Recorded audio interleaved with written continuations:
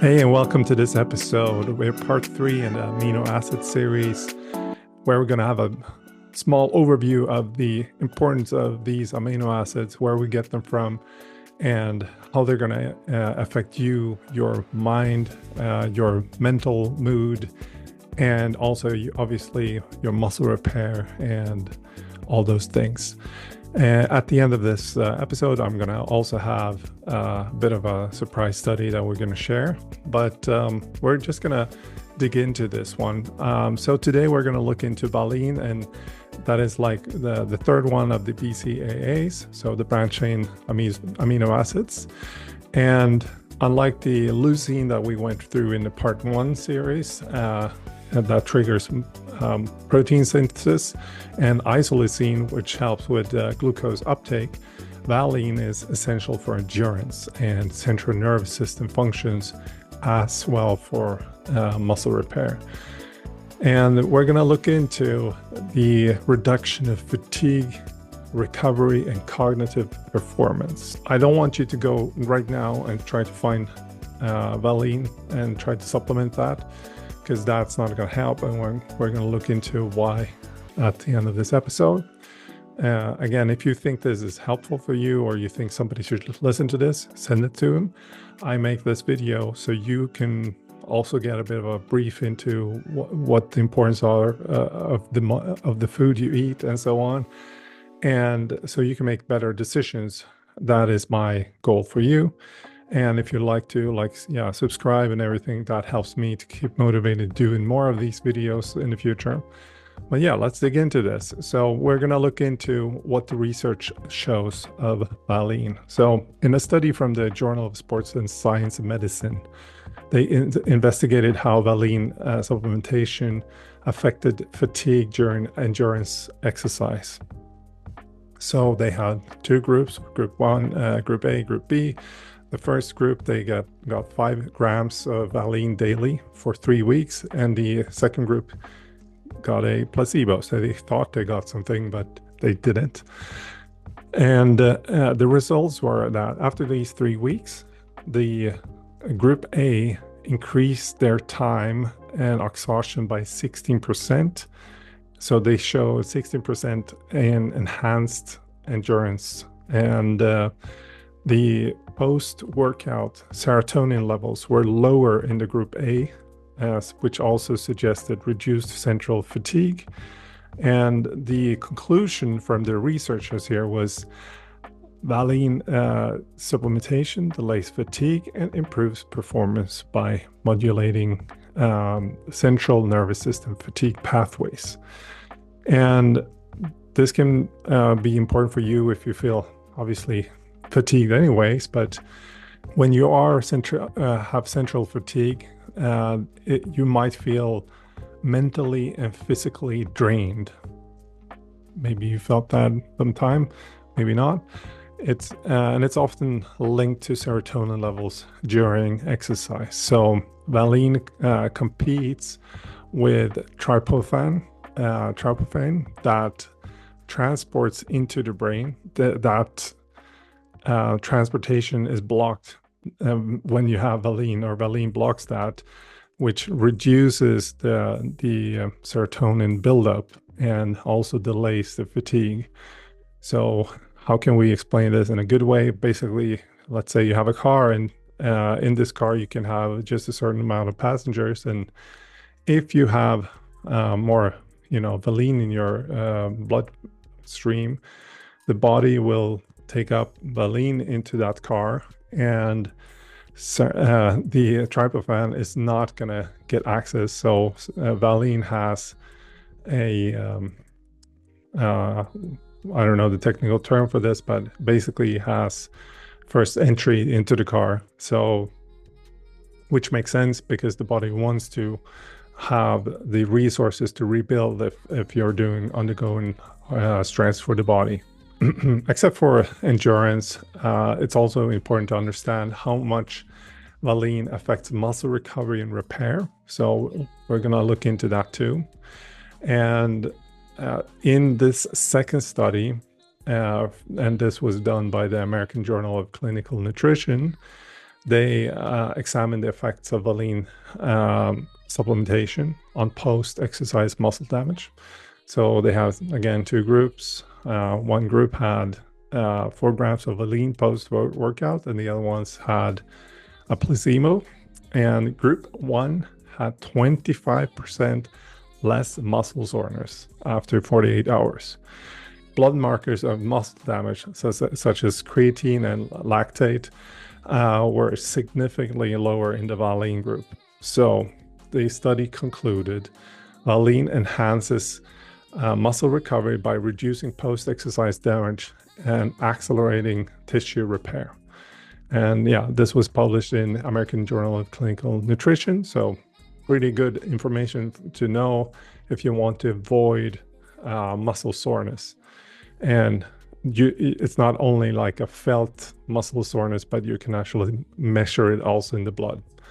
So if you train frequently, it's very recommendable to have sufficient levels of Valine in your intake in your body to mitigate soreness. And from my personal experience is that when I've had more heavy protein diets, I also get less sore. So I have N1 experience from that at least, but also from what I've seen also from other athletes. What else can we also see in the studies when it comes to cognitive function? We already know it's good for endurance. We already know it's good for recovery, but it also helps with cognitive function and focus and your neurotransmitter balance.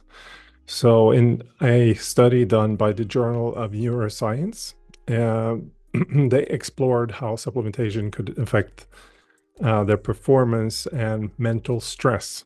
And they had 2 groups again. One group had 3 grams of Valine for 4 weeks, and the other one had a placebo.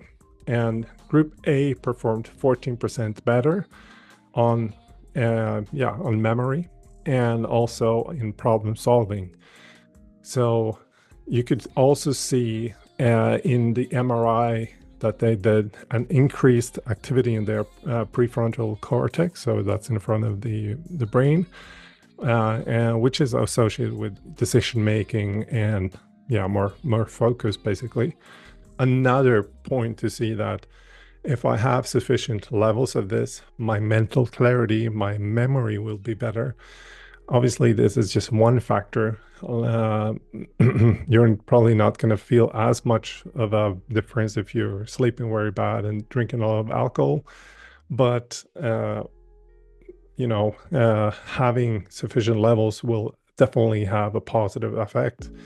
And 14% is still 14%, which is, if you think about just statistically, if you have other things going on in the right direction, this is just a multiplier on that. We're not talking about 1% better, like it's 14% better. So definitely recommendable. And what many don't realize when it comes to these BCAAs is that they think it's for the muscle, but it seems to be just as important for the brain. And this obviously is going to help with your performance too when it comes to training. Now, I'm looking outside of training when it comes to performance. Is like if you're a business professional, a business owner, or high decision stakeholder, having better clarity, having better mental capacity is so crucial for all the decision making you're doing. So knowing this, it just has a big effect on the overall performance that you have in your life. Okay, so let's have a look into the best food sources when it comes to Valine. And no surprise, it's going to be the same ones that we've been talking about the last episodes. And the highest bioavailability when it comes to these amino acids will always be from animal products. And the Reason for that tends to be because the human body has evolved that way to adapt to these kind of foods, and they are also very much higher in these amino acids. So the foods we're looking into to start with are eggs, 1.2 grams per 100 grams. So that's about 1 gram per egg, meaning if you eat 3 eggs, you already have those 3 grams. I had 7 today, so I feel good. Beef has 1.8 grams per 100 grams. And then we have chicken breast, 1.6 grams, salmon 1.5, and whey 4.5. And from plant-based sources, lentils has 0.8. We have pumpkin seeds 0.9, soybeans 1.1, and quinoa 0.7. From that, you have to deduct the bioavailability, which can vary a bit depending on, but I would easily take off 20 to 30%. And you can check my protein guide so you can kind of look at the ratios, and you can calculate how many calories you're eating when you're trying to reach your protein levels. So how much do we then need per day? And these are like general recommendations. For endurance, 3 to 5 grams, muscle recovery, 2 to 4 grams, and cognitive support, 2 to 3 grams. I would say those are pretty moderate recommendations. As I usually see is that it's better to have even more. So for my sake, I would almost double those. But you need to know kind of your ultimate protein levels. I like to see so if you just look into protein itself and essential, like if I would eat